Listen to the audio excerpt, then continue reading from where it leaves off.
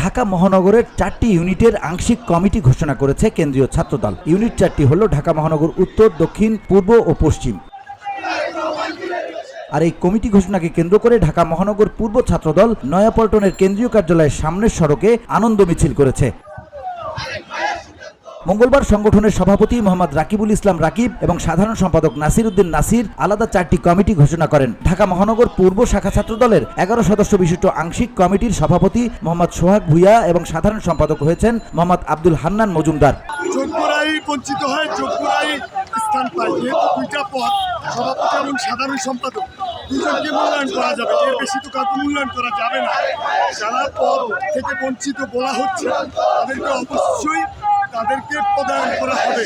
Committee যেহেতু আংশিক committee হয়েছে, পরবর্তীতে তাদেরকে ইনক্লুড করা হবে। দলের কমিটিতে ছাত্রলীগ প্রবেশ এগুলো সত্য না। আর এখানে আসলে আমরা যারা বিক্ষোভ করতেছে, গতকাল আমাদের কেন্দ্রীয় সংসদের সাধারণ সম্পাদক এবং রাকিবুল ইসলাম রাকিবে বলে গিয়েছেন যে ওনারা কমিটি করতে গিয়ে ওনারাই অনেকটা চিন্তিত হয়ে গেছেন যে কাকে দিবেন।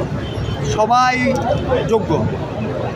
আপনিও জানেন এত বছর 14 বছর সরিয়াসার মাফিয়া যে বিশ্বের সবচেয়ে কঠিন প্রেসিডেন্টের মোকাবেলা করেছে তারা তো সবাই অবশ্যই যোগ্য।